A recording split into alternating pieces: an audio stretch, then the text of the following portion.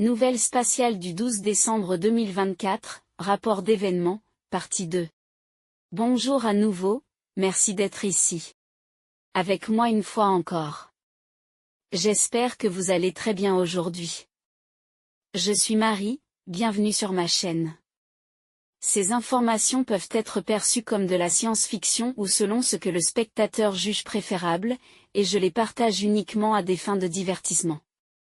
Cependant, je prends mes informations très au sérieux, et pour quiconque a des yeux pour voir.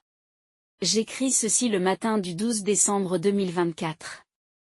Ceci est la suite directe de la première partie, rapport d'événements des nouvelles spatiales 53, partie 1. Cette première soirée que j'ai passée à bord du vaisseau stellaire Alcyone avec le capitaine Goriel et son équipage, a été difficile pour moi. Avant de pouvoir me retirer dans ma nouvelle chambre, et malgré mon état de grande faiblesse, j'ai dû faire un compte-rendu au capitaine Goriel, à son premier officier Maxel, à son chirurgien en chef Ware, ainsi qu'à 4 autres chefs militaires sous les ordres de Goriel. J'ai dû leur expliquer tout ce que je savais sur les événements à bord du vaisseau Sadiq Leia, du mieux que je pouvais. Ils voulaient surtout en savoir le plus possible sur les supposés pathogènes à bord et sur les symptômes précis des membres d'équipage du Sadiq Leia. Une fois le débriefing enfin terminé, on m'a escorté jusqu'à ma petite chambre privée, très spartiate.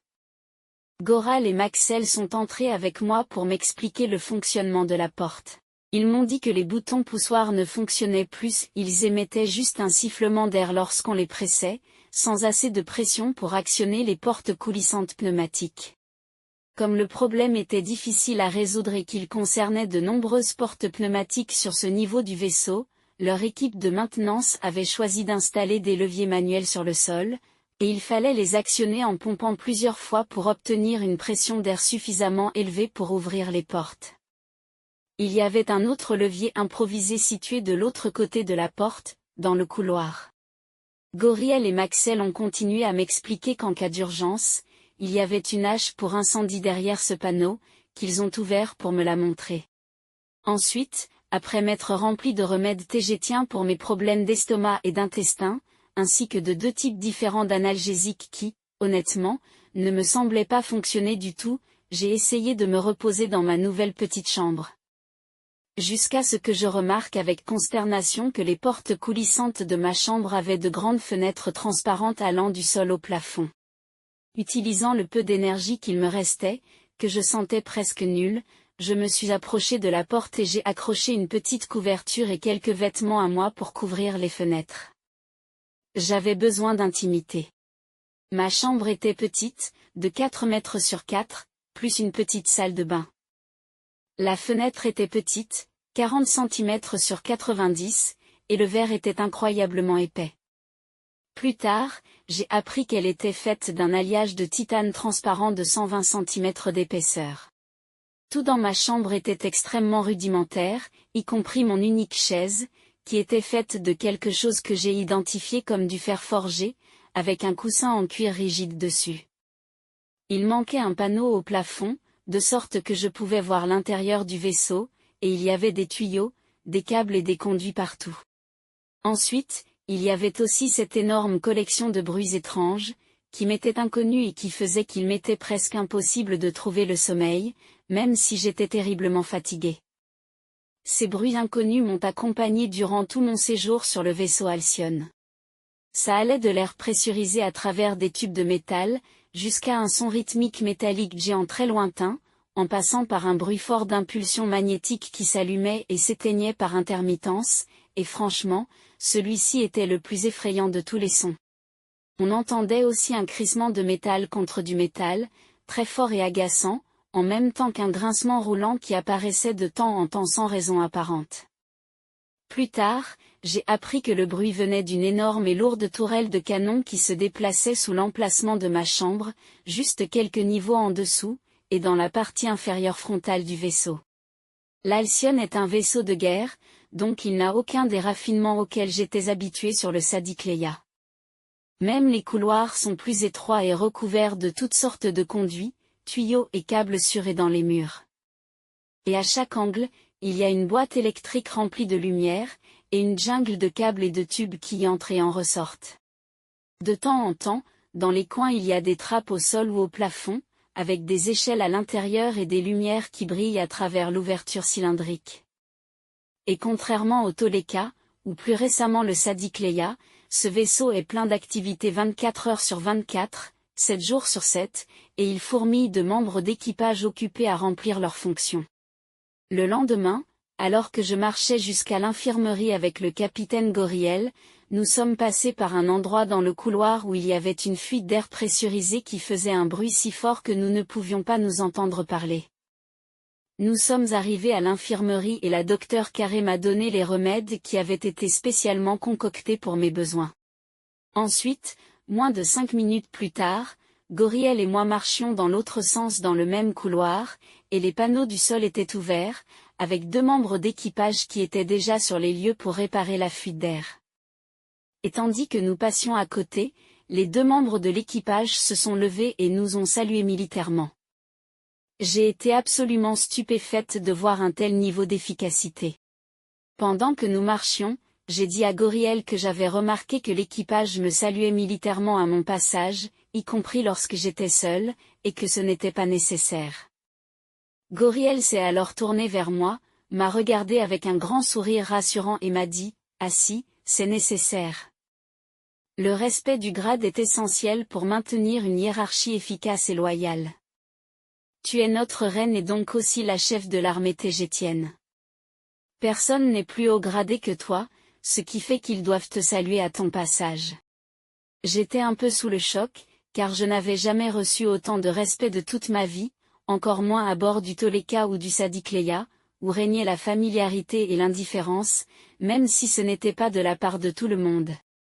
Ici, on m'a traité comme la reine que je suis et ça a été difficile pour moi d'intégrer cela une bonne fois pour toutes.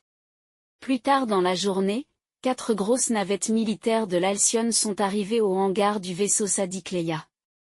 Même si ce n'était peut-être pas nécessaire, 4 équipes d'assaut hautement entraînées en sont descendues, ainsi que plusieurs véhicules blindés militaires.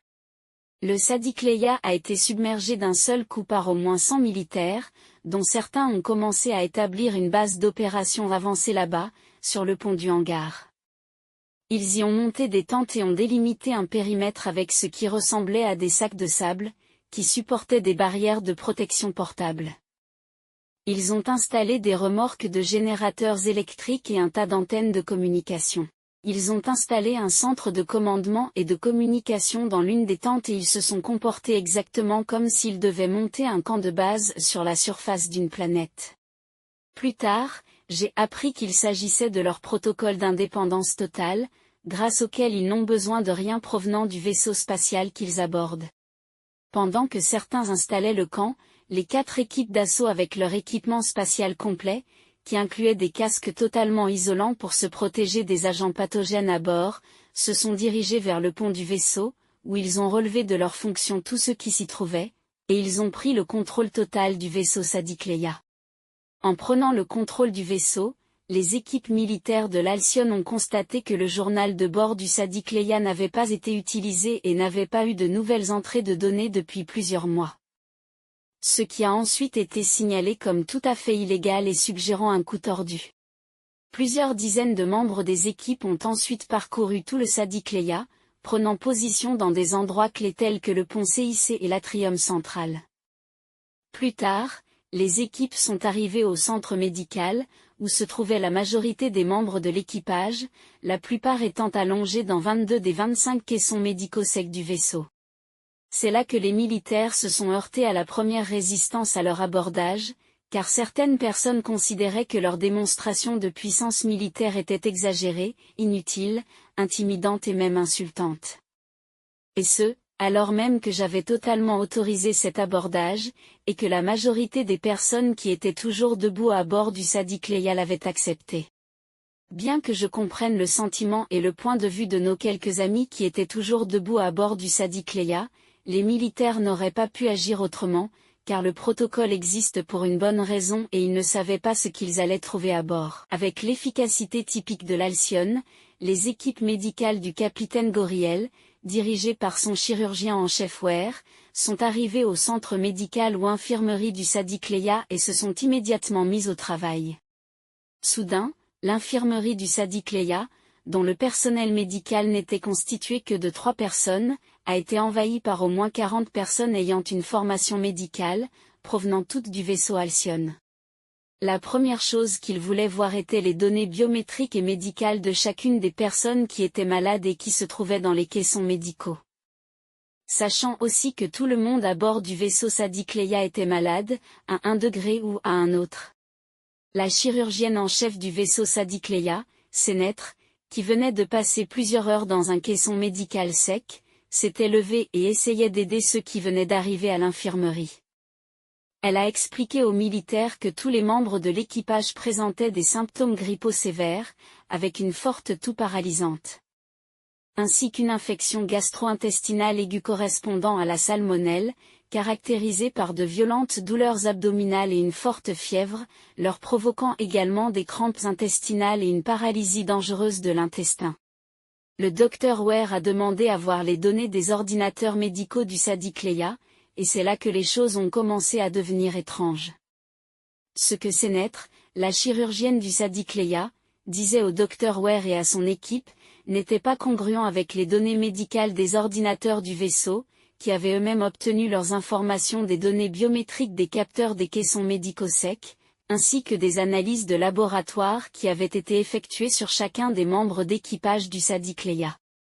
Là où Senetre avait indiqué la salmonelle, les données avaient indiqué qu'aucun agent pathogène contagieux n'avait été trouvé.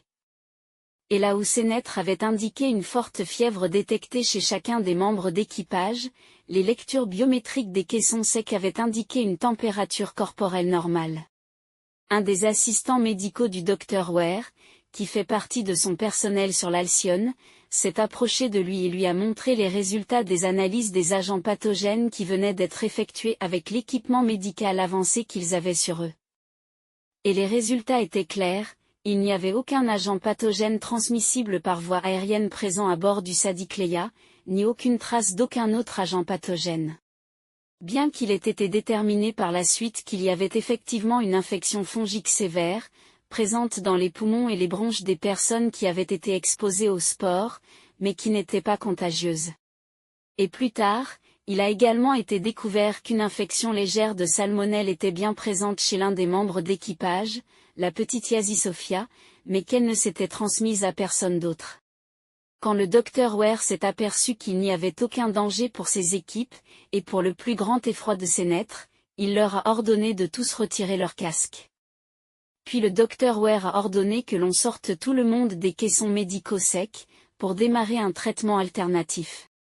Senetre et les quelques autres membres de l'équipage du Sadiq-Leia qui étaient présents et debout, y compris Salah Fayel, un opérateur des forces spéciales Ashmalim, ont commencé à se mettre en colère et à s'opposer fermement aux ordres du docteur Ware.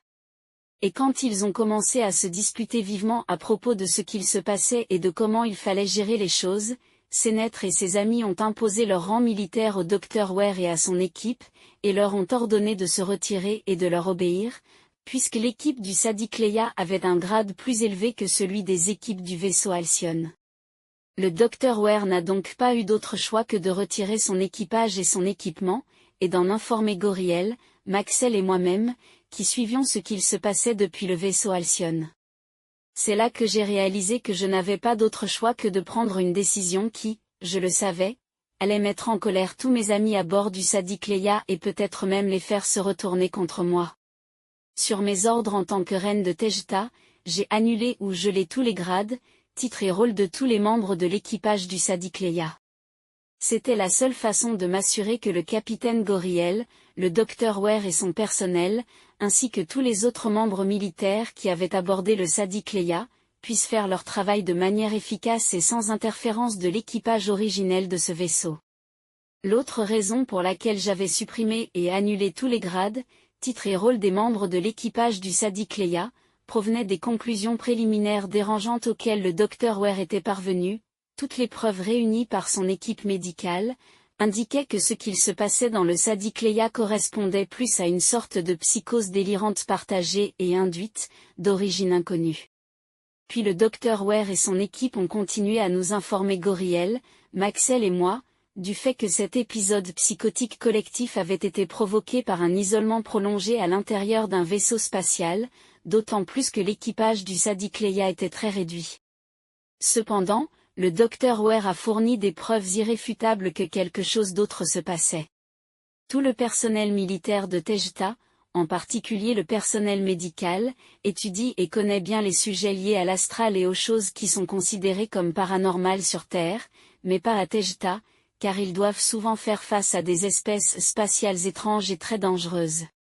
Le Dr Ware, ainsi que le reste de son personnel médical, comme la Dr Carey, et aussi la Dr Zari, sont considérés comme des autorités dans les problèmes de santé qui sont générés depuis l'autre côté. Le Dr Ware, la Dr Carey et la Dr Zari insistent sur le fait que ce qu'il se passait à l'intérieur du vaisseau Sadiq Leia correspond totalement à une attaque psychique astrale puissante et élaborée, réalisée principalement avec des techniques de manipulation guidée depuis l'autre côté, et conçue pour faire du mal aux personnes visées. Ils ont, tous les trois, insisté sur le fait que la Dr Sénètre, ainsi que les autres membres de l'équipage du Sadiq Leia présents là-bas, étaient tous très malades à ce moment-là, et qu'ils agissaient tous comme s'ils étaient dans une sorte de transe induite.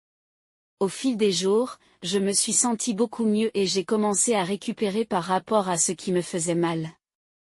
J'ai pu commencer à manger plus de choses sans tomber malade et j'ai repris des forces petit à petit. Heureusement, on pouvait dire la même chose de tous les membres d'équipage du Sadiq Leia, bien que certains progressaient mieux que d'autres. Et Dor-Khalel était celui qui avait le pire état de santé, car il luttait contre une forte infection pulmonaire, en plus de ce qu'il se passait dans son estomac et ses intestins.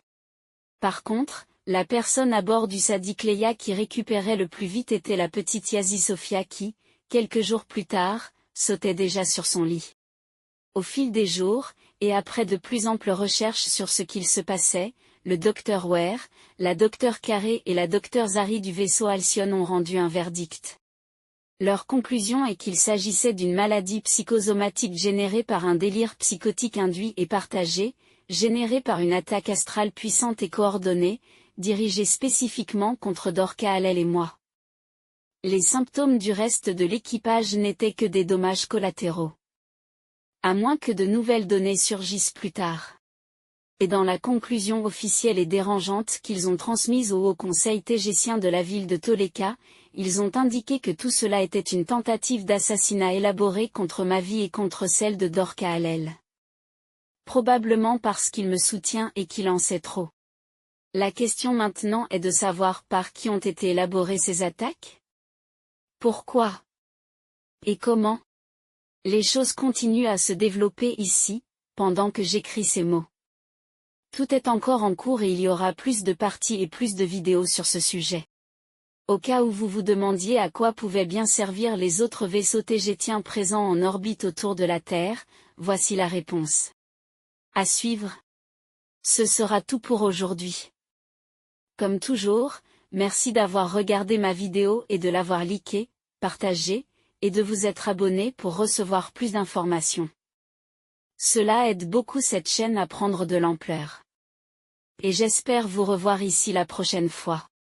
Avec beaucoup d'amour et de gratitude. Votre amie, Marie.